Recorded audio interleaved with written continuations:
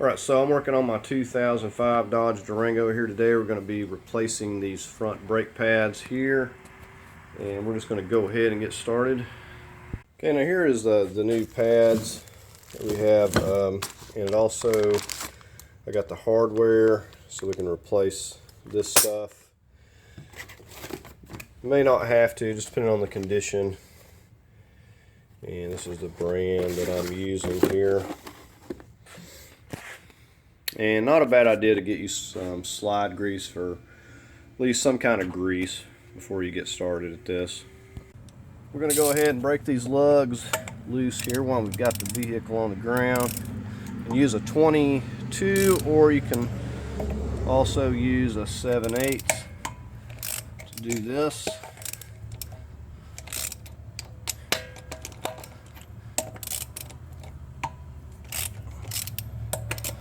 Now that we got them broke loose, we'll go ahead and work on lifting the vehicle up here.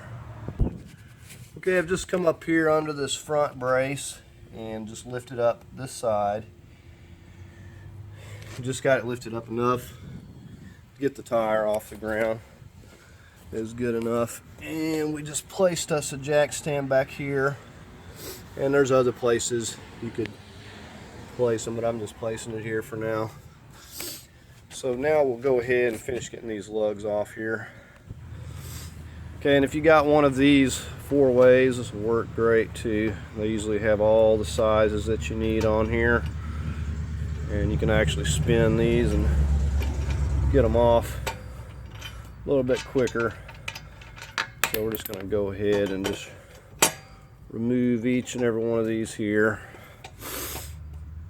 Okay, we'll go ahead and just get this wheel off here. So sometimes these will stick on this little center part or around those studs a little bit.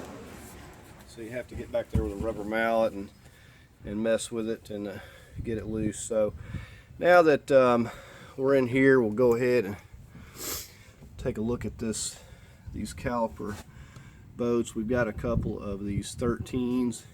See, we got one right here. And then we got another one down here onto the bottom that you can see right there. So we're going to go ahead and I think we'll turn the wheel a little bit this way just to make things a little bit easier to get to. And then we'll work on those, getting those loose there. Okay, so we're going to start up here with this top 13mm. I've got kind of a long handled type ratchet here, but we're going to start up here with this very top one. And these can be pretty tight depending on how tight the last person got them. So you'll want to start off with at least a long handled. Once you get them loose, they'll come out of here for you pretty easy. You can see it's kind of a small bolt. It doesn't have to be all that tight. So now we're going to go ahead and get on the lower there. Okay, so now go ahead and break this one loose. So once you get it loose, they usually come out pretty easy if there ain't something wrong with the threads there. So that is both of our bolts holding our brake caliper on. Okay, the next thing we're going to do is come in here. I've got just a screwdriver. I'm going to come in here and kind of push against this rotor and pads, and what I'm doing is pushing back against the piston slightly. I'm going to push that back some, and I'm going to do that on the top and the bottom there. And I just want to push them back a little bit.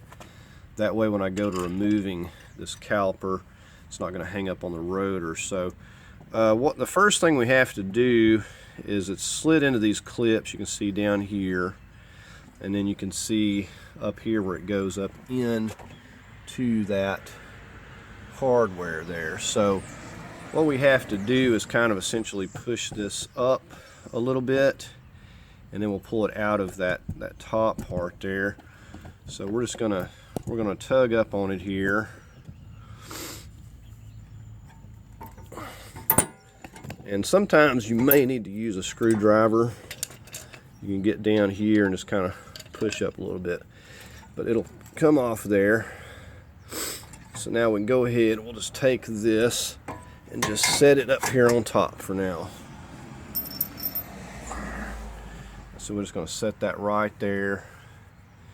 It'll be just fine for a moment. So now we can go ahead and work on getting our pads off of here. And all we need to do is slide these out. So there's the, not just horrible yet, but it's getting to the point where it's not going to be long. So we'll go ahead and just the same way to slide. See, the back one's in much better shape than the front one, but we're going to put some new ones on there so it won't make a lot of difference. So now we're going to go ahead and we're going to remove this hardware here, and we just take a screwdriver and hit it here. Now if you're not replacing this, then you can disregard this step. So I want to get the bottom one here. Okay, and these will usually push up and off here fairly easy. So there's that one. We'll go ahead and get our new hardware over here. Okay, so there's one of the pieces of hardware. One of them looks like this, and then we've got another one that's a little bit different, and it goes up onto the top up here. This particular one right here we're going to be placing down here on the bottom. Now let's put a little grease, if you're wondering what that is, just to kind of cut down on the rusting. So this part is going to face out here on this outside, and they'll usually just push down on here real easy, and you can see got these little tabs on both ends that hold it to each end of these. So we'll just get it into position and give it a good firm push here.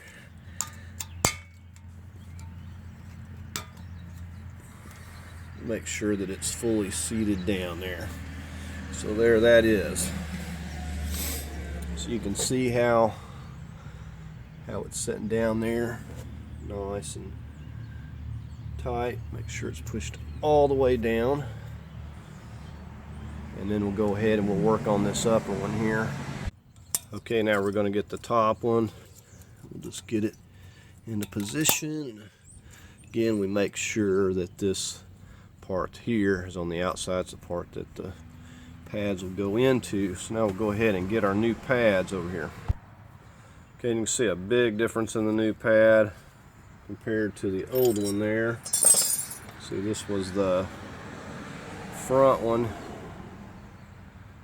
So we're going to go ahead and these are all both the same, so there's no confusion. We're just going to slide these into place here. Okay, so the first thing we're going to do is just slide it up into that, and then we'll just slide the bottom one in just like that. And that rotor may try to move there. Okay, now on the back we're gonna just come back here, we'll slide this up and just push that over. I said my rotor's moving around on me, so I'm having to hold it with both hands there. So there it is, and they're both underneath and down into the lips there. You can see on that angle, you can see that it is in under the lip on that side, so those are down the way they're supposed to be. So now we'll go ahead and we'll work on getting this caliper here back on. Okay, now I've got one of these pins done. Before we put this back on, we're going to slide this little pin out here. You can slide it one way or the other. Just push these through and they'll come out And we're going to get some grease on this, and we're going to slide this back in. We're going to do this to both of them. Okay, so we got it greased up, and we're just going to get a little messy putting this back in. Once you get that end popped in, you got to line it up back with the slide hole there. Usually it goes pretty easy. There we go, finally. And it'll pop through and you'll hear it snap over the boot on the other side there. So just make sure it's on those boots good there. You can tell it snapped back on good. So we'll wipe a little bit of that excess off there. Main thing, you just want to check those every time you work on replacing these. You want to keep those sliding properly. So I've already got the one over here. I did it exactly the same way. So now those are good. We're ready to go ahead and push our pistons back. Now you can use, if you don't have two C-clamps, you can just use one. And we'll go ahead and get that set up.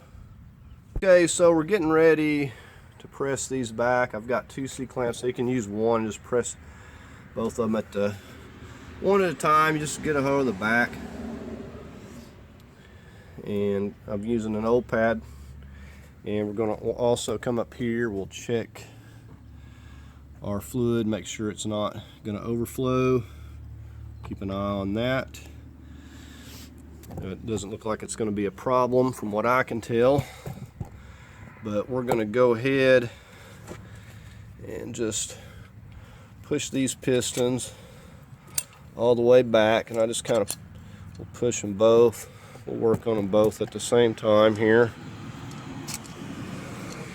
until we get them. I want to push them all the way back because these are brand new pads, and if we don't push them all the way, then we'll be fighting to get it to fit.